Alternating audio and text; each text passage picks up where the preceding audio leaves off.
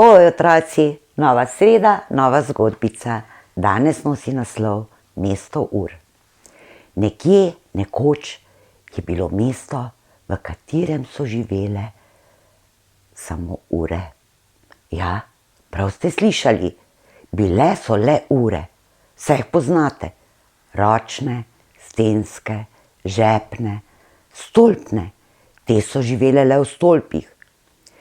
In so se imele seveda za nekaj več, ker so lahko na vse gledale zviška.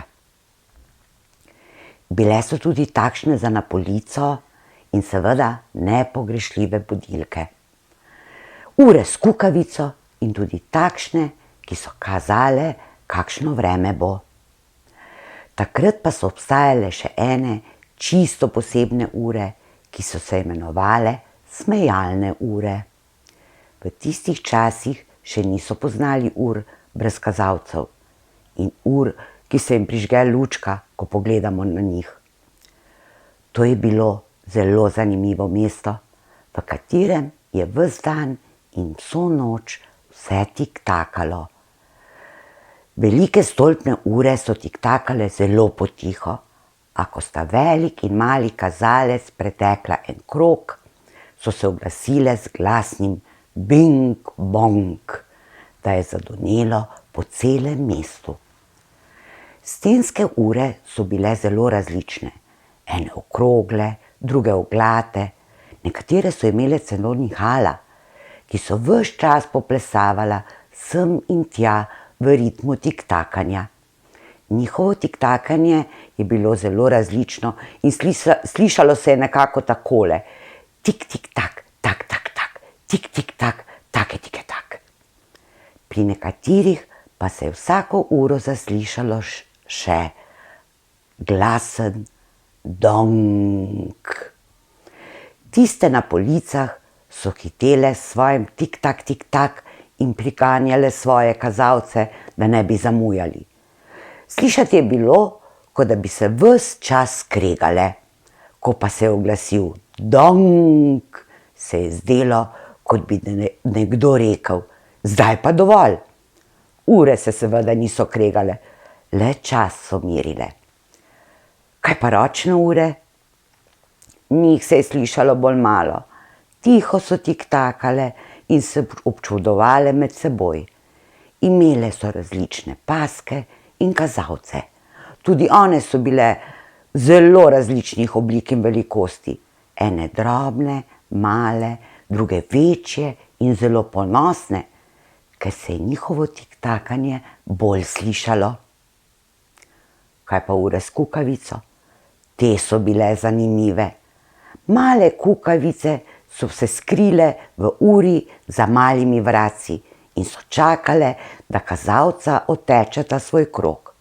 Vsako uro so se vratca odprla, kukavice so skočile ven in zakukale: kuku, kuku. Nato so se hitro skrile in vratca so se zaprla. V mestu ur so imele prav posebno nalogo vse budilke. Prav vse so izgledale, kot da bi se preveč najedle. Na vrhu pa so imele zvonec ali dva. Ti zvonci so glasno zadrdrali ob času bojenja. Kazalca sta hitela po uri in zdelo se je, kot da velik kazalec malega ves čas priganja. Ko je velik 5-krat pretekel in rekel tik, tik, tik, tik, tik, se je mali oglasil tak. Naloga budilke je bila, da z glasnim zvonjenjem zbudi uro, ki bi slučajno zadremala. Budilke so prav tako tekmovale med sabo, katera bo prva opazila kakšen zastoj pri merjenju časa v mestu ur. Ure, ki so kazale, kakšno vreme bo, te so bile res zabavne. Izgledale so kot male hišice. Takoj pod streho je bila številčnica s kazalci, pod njo pa 2 odprtinici, v katerih sta stala dedek in babica. Ura je pridno tekla, sopihala, tiktakala in štela sekunde, minute ter ure. Dedek se je prikazal iz svoje luknjice, kadar je sijalo sonce, babica pa z dežnikom, kadar je deževalo. Povedati vam moram, še kakšne so bile vesele ure. Vesele ure so imele v mestu ur le eno nalogo.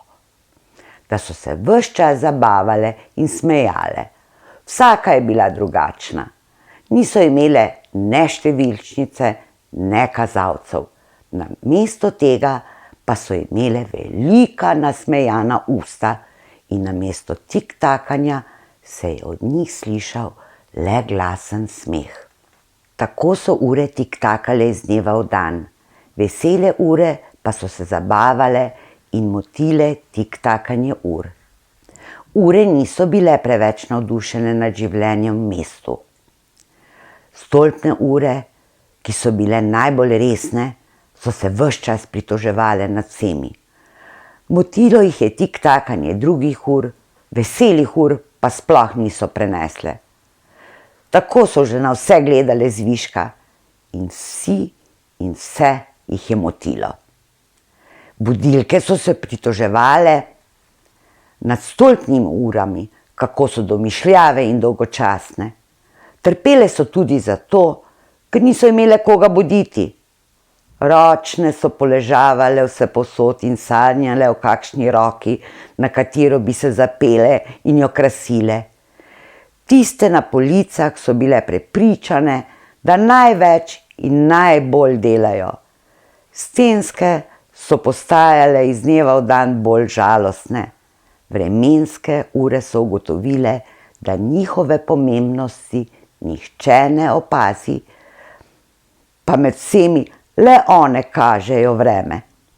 Ure s kukavico pa bi bile najraje pobegnile nekam, kjer bi kdo znal ceniti njihove kukavice, ki tako lepo kukajo.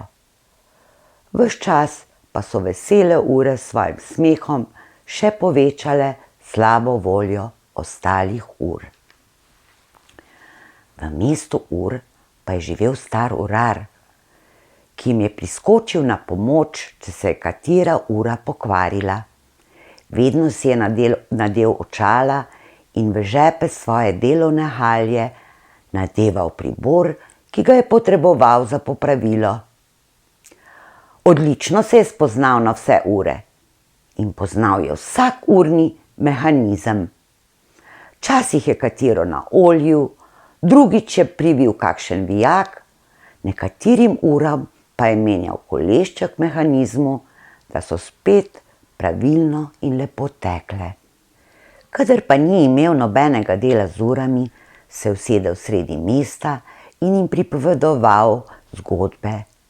Njegova glava je bila polna zgodb in dogodivščin, ki jih je doživel na svojih potovanjih po vsem svetu, ko je bil še mlajši. Uram je pripovedoval zgodbe o mestih, vaseh in ljudeh, ki so tam živeli. Povedal jim je, kako bi se jih ljudje razveselili, če bi živele z njimi v mestih in hišah. Vedel je, da bi se za vsako našlo mesto in prostor. Včasih so po kakšni zgodbi ure skoraj pozabile teči, ker so sanjale o urarjevih zgodbah, ob njih so pozabile tudi na vse, kar jih je motilo in jim ni bilo všeč. Še na vesele ure se takrat niso jezile. Ponavadi pa je bilo naslednji dan vse po starem. Več zgodb so slišale ure od starega urarja, bolj so si želele zapustiti mesto ur. Nekega večera, ko je končal svojo zgodbo, jih je urar vprašal, kako bi bilo, če bi pripeljal ljudi, ki bi jih lahko odnesle v svoja mesta in vasi, kjer bi vsak dan lahko videle različne zgodbe, videli bi, da so po mestih urarji, ki skrbijo za ure, če se pokvarijo, ročne in žepne ure bi se sprehajale z ljudmi naokrog, budilke bi jih vsako jutro budile, stolpne bi bile srečne visoko v zvonikih in tudi vse ostale bi se zelo dobro počutile. Tisto noč so ure premišljevale in zjutraj so se odločile, da sprejmejo urarjev predlog in grejo živet med ljudi. Že naslednji dan se je urar odpravil v mesto in pripeljal ljudi. Vsi so bili navdušeni nad urami, izbrali so si ure in jih odnesli v svoje mesto. Obljubili pa so, da bodo sporočili tudi v druga mesta in vasi, da pridejo po ure, ki jih potrebujejo. Vse leto so hodili ljudje v mesto ur, dokler nekega dne niso odnesli zadnje ure. V mestu je nastala tišina. Ni bilo več tiktakanja, drdranja in zvonjenja. Naenkrat pa se je zaslišal smeh. Ostale so le vesele ure, ki so se poskrile, ko so ljudje odnašali druge. Niso želele z njimi v mesto, ker jim je bilo tam, kjer so bile, povsem lepo. Še naprej so se imele čudovito, zabavale so se in smejale. Ljudje so bili srečni z novimi urami, ki so jih dobili. Uram pa je bilo tudi všeč, ker so ljudje lepo skrbeli zanje. A niso vedeli, da so v mestu ur obstajale tudi vesele ure. Zato pa so si ljudje kar sami izmislili vesele urice, in sicer tako, da so se zbrali v skupine, se igrali zabavne igre, pripovedovali smešnice, pantomimo in se veliko smejali. Ob takšnih trenutkih so se ure vedno spomnile na mesto ur in na vesele ure in včasih so jih kar malo pogrešale. Seveda pa tega niso drugi priznale. Še danes je tako. Ure skrbijo, da mi ljudje ne zamujamo, vsi mi pa si doma lahko naredimo svojo veselo urico. Povejte si kakšno šalo, igrajte se pantomimo in spakujte se pred ogledali, boste videli, kako ste zanimivi. Skratka, zabavajte se in ostanite zdravi. Če vam je bila moja zgodba všeč, jo všečkajte in se naročite na moj kanal Metka Paštetka. Vidimo se naslednjo sredo. Oj, otroci!